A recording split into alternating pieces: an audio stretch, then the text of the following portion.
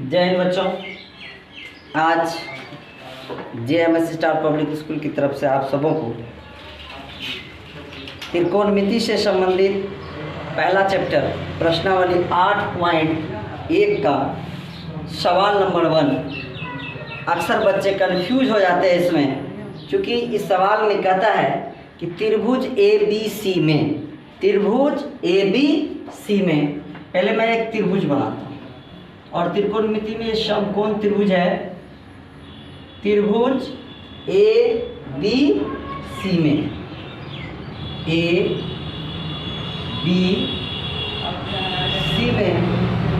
का है कोण B समकोण है। समकोण का मतलब होता है 90 डिग्री। कोण B समकोण है जहाँ AB बराबर 24। AB 24 centimetre.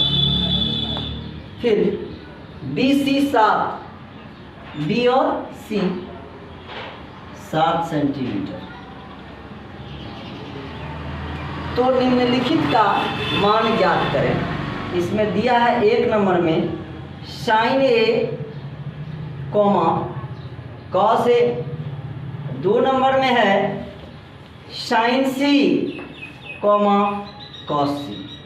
अक्सर कंफ्यूज हो जाते हैं कि समकोण त्रिभुज में दो कोण की बात आ गई, कोण A और कोण C।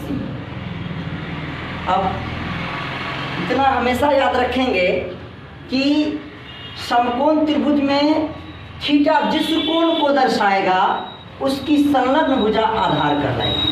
अभी ये आपका कर्ण है, ये आपका आधार है,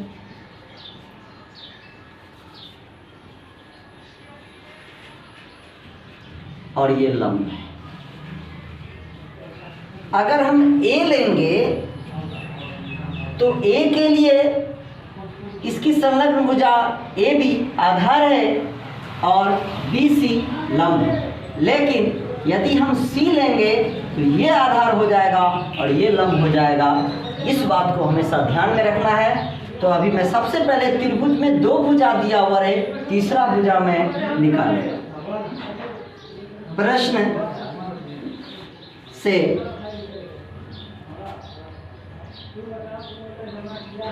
AB बराबर 24 सेंटीमीटर, BC बराबर 7 सेंटीमीटर। तो पहले हम AC निकालेंगे। क्या निकालेंगे? AC बराबर फार्मूला हो जाएगा कर्ण स्क्वायर। त्रिभुज के गुण से आप जानते हैं कर्ण का स्क्वायर लंब स्क्वायर और प्लस आधार स्क्वायर के योग के बराबर। तो लंब मेरा अभी हो गया BC का स्क्वायर प्लस आधार हो गया AB का स्क्वायर। तो BC मेरे पास है 7 और AB है 24। 7 का स्क्वायर करेंगे 7 7 49, 24 का स्क्वायर करेंगे 576 होगा। आप गुना करके टेस्ट कर लीजिए। अब इसको जोड़ेंगे हम लोग 6 9 9 6 15 के 5 हासिल 1 7 4 1 11 7 4 11 12 के 2 हासिल 2 5 2 5 1 6 और 625 का वर्गमूल होता है 25 सेंटीमीटर। अर्थात ये कर्ण भी निकल गया मेरा 25। पहले हम तीनों भुजा को निकालेंगे। 2 भुजा दिया हुआ, तीसरा निकाल लिए। अब सवाल यहाँ ये है A और C। इसके लिए मैं थोड़ा सा आपको हिंट्स देता हूँ। कोण A के लिए, कोण A के लिए, कोण A के लिए AB आधार और BC लंब। क्योंकि हमेशा याद रखेंगे कि कोण जिसको दर्शाए उसका संलग्न भुजा आधार होता है हमेशा याद रखेंगे, और कर्ण कभी बदलता नहीं है। तो अभी हमारा संलग्न भुजा चित्र के अनुसार ये आधार और ये लंब है, ये साइन ए बराबर फार्मूला होता है लंब बटे कर्ण, लंब बटे कर्ण। अभी इस चित्र में लंब मेरा BC है और आधार AB है, कर्ण AC है। तो लंब अभी यहाँ हमने लिख भी दिया आपको, BC को क्या मानेंगे लंब, BC मेरा 7 है, 7 लिख लेंगे। अब कर्ण अभी निकाले हुए हैं 25, अर्थात एक आंसर हो गया। फिर कॉस ए का होता है आधार बटे कर्ण। तो यहाँ पर आधार मेरा 24 है और कर्ण कितना निकला हुआ है 25। इस तरह से ये आंसर 1 नंबर का। 2 नंबर में हमको कर रहा है साइन C और कॉस C।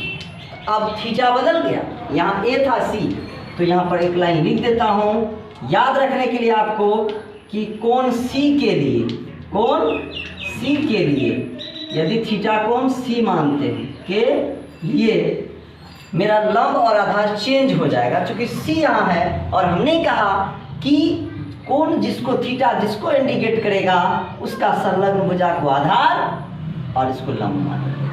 तो निश्चित रूप से अब C ले रहे हैं, C चित्र में मेरा यहाँ है, ये लंब दिख रहा है, लेकिन ये क्या हो जाएगा आप C के लिए आधार हो जाएगा, यानी BC हो जाएगा आधार और AB क्या हो जाएगा लंब। उलट जाए बस जस्ट। अब फिर वही चीज साइन C, फार्मूला हम वही लिखेंगे लंब बटे कर्ण।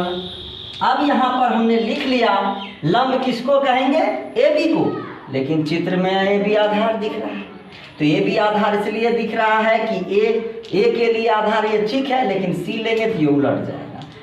तो इसीलिए जो है यहाँ पर हम AB को लंब मानेंगे, अर्थात हम यहाँ पर 24 लिखेंगे। क्या लिखेंगे 24, और कर्ण तो 25 है। फिर cos C के लिए फार्मूला वही होगा आधार बटे कर्ण। तो कर्ण तो 25 है, लेकिन अब आधार हमने यहाँ लिखा कौन सी के लिए आधार किसको मानेंगे BC को। BC मेरा यहाँ क्या है 7। ये भी आंसर हो गया। इस तरह से हम नियम का फॉलो कर इस सवाल को बनाएंगे, कभी भी गलत नहीं होगा। जय हिंद।